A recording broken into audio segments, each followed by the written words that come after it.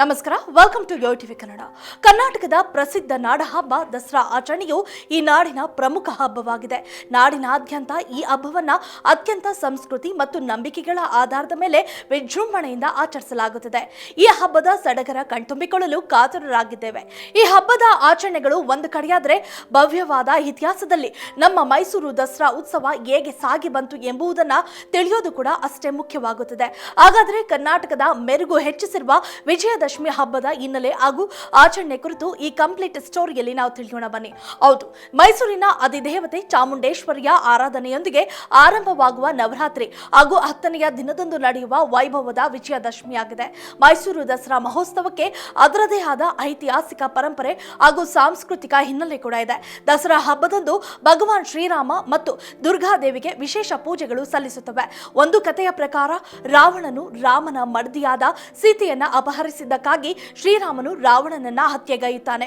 ಹಾಗಾಗಿ ರಾವಣನನ್ನ ಕೊಂದ 10ನೇ ದಿನವನ್ನ ವಿಜಯದ ಸಂಕೇತವೆಂದು ಒಂದು ಕಡೆ ಪುರಾಣ ಹೇಳಿದ್ರೆ, ಮತ್ತೊಂದು ಕಡೆ ಭಾರತದ ಪೂರ್ವ ಮತ್ತು ಉತ್ತರ ರಾಜ್ಯಗಳಲ್ಲಿ ಪ್ರಚಲಿತದಲ್ಲಿ ಇರುವ ಪುರಾಣದ ಪ್ರಕಾರ ದುರ್ಗಾದೇವಿಯು ಭೂಮಿಗೆ ಶಾಂತಿಯನ್ನ ತರಲು ರಾಕ್ಷಸ ಮಹಿಷಾಸುರನನ್ನ ಸಂಹಾರ ಮಾಡುತ್ತಾಳೆ ಎಂದು ಹೇಳಲಾಗಿದೆ. ದುರ್ಗಾದೇವಿಯು ಮಹಿಷಾಸುರನನ್ನ ಸಂಹಾರ ಮಾಡಿದ್ದಕ್ಕೆ 10ನೆಯ ದಿನವನ್ನ ವಿಜಯದಶಮಿ ಎಂದು ಆಚರಿಸಲಾಗುತ್ತದೆ ಎಂದು ಹೇಳಲಾಗುತ್ತೆ. ಇನ್ನು ಈ ವಿಜಯದಶಮಿ ಎಲ್ಲಿಂದ ಹೇಗೆ ಶುರುವಾಯಿತು ಎನ್ನುವುದನ್ನ ನೋಡೋದಾದ್ರೆ, ಈ ಮೊದಲು ಸುಮಾರು 15ನೇ ಶತಮಾನದಲ್ಲಿ ವಿಜಯದಶಮಿಯನ್ನ ಆರಂಭಿಸಿದ ವಿಜಯನಗರ ಅರಸರು ತಮ್ಮ ರಾಜಧಾನಿ ಹಂಪಿಯಲ್ಲಿ ಮೆರವಣಿಗೆ ನಡೆಸುತ್ತಿದ್ದರು. ಈಗ ನಾವು ಕಾಣುವ ಅಂಬಾರಿ ಆಗಲೂ ಕೂಡ ಇದ್ದಿದ್ದು.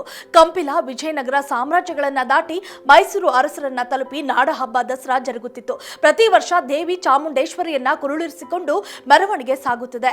ಈಗ ಇದು ಕರ್ನಾಟಕ ಸರ್ಕಾರದ ರಕ್ಷಣೆಯಲ್ಲಿದೆ. ಜೊತೆಗೆ ನವರಾತ್ರಿ ಹಬ್ಬದ ಶುಭ ಸಂದರ್ಭದಲ್ಲಿ ವಿಜಯದಶಮಿಯಂದು ಆಯುಧ ಪೂಜೆ ಮತ್ತು ಶಮಿ ಪೂಜೆ, ದುರ್ಗಾದೇವಿಗೆ ಪೂಜೆಯನ್ನ ಮತ್ತು ರಾಮನಿಗೆ ಪೂಜೆಯನ್ನ ಮಾಡಲಾಗುತ್ತದೆ.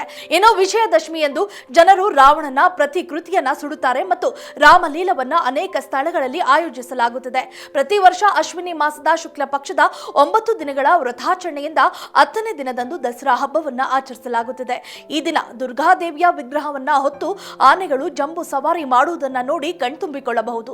ಹಾಗೆಯೇ ಕತ್ತಿ, ಆಯುಧಗಳು, ಕುದುರೆಗಳು ಮತ್ತು ಹಿಂದೂ ದೇವರುಗಳು ಹಾಗೂ ದೇವತೆಗಳ ವೇಷವನ್ನ ಹಾಕಿಕೊಂಡು ಪ್ರದರ್ಶನಗಳನ್ನ ನೀಡಲಾಗುತ್ತದೆ. ಮೈಸೂರಿನ ರಾಜ ಮತ್ತು ರಾಜ ಮನೆತನದವರು ಸಾಂಪ್ರದಾಯಿಕವಾಗಿ ದಿನದ ಪ್ರಮುಖ ಸಮಾರಂಭಗಳ ಅಧ್ಯಕ್ಷತೆಯನ್ನ ವಹಿಸುತ್ತಾರೆ. ಒಂದು ಕಾಲಘಟ್ಟದಲ್ಲಿ ಆಳರಸರ ಮಹೋತ್ಸವವಾಗಿ ಆಚರಿಸಲಾಗುತ್ತಿದ್ದ ದಸರಾ ಮಹೋತ್ಸವಕ್ಕೆ 4 ಶತಮಾನಕ್ಕಿಂತಲೂ ಹೆಚ್ಚಿನ ಇತಿಹಾಸವಿದೆ. ಭಾರತೀಯ ಸಂಸ್ಕೃತಿಯ ಚರಿತ್ರೆಯಲ್ಲೇ ಇಷ್ಟೊಂದು ಕಾಲ ನಡೆದು ಬಂದಿರುವ ಮತ್ತೊಂದು ಹಬ್ಬ ಕಾಣಸಿಗುವುದು ಬಹಳ ಅಪರೂಪ. ಒಟ್ಟಾರೆಯಾಗಿ ನಾಡಿಗೆ ನಾಡೇ ಕುಣಿದು ಸಂಭ್ರಮಿಸುವ ಕ್ಷಣಗಣನೆ ಶುರುವಾಗಿದೆ. ಜೊತೆಗೆ ಕರ್ನಾಟಕ, ಭಾರತ ಮಾತ್ರವಲ್ಲದೆ ದಸರಾ ವೈಭವವನ್ನ ಕಣ್ತುಂಬಿಕೊಳ್ಳಲು ವಿದೇಶಿಗರು ಕೂಡ ಮೈಸೂರಿಗೆ ಆಗಮಿಸುವುದು ವಿಶೇಷ. ಇನ್ನು ಈ ನವರಾತ್ರಿಯನ್ನ ಭಾರತಾದ್ಯಂತ ಸಂಭ್ರಮದಿಂದ ಆಚರಿಸಿದ್ರು ನವರಾತ್ರಿ ಸಮಯದಲ್ಲಿ ಮೈಸೂರಿನಲ್ಲಿ ನಡೆಯುವ ದಸರಾ ವೈಭವವೇ ಬೇರೆಯದಾಗಿರುತ್ತದೆ. ಹಾಗಾದ್ರೆ ಈ ಬಾರಿ ಮೈಸೂರಿನ ಅರಮನೆ ಅಂಗಳದಲ್ಲಿ ದಸರಾ ವೈಭೋಗ ಹೇಗಿರುತ್ತದೆ ಎಂಬುದನ್ನ ನೋಡಲೇಬೇಕು.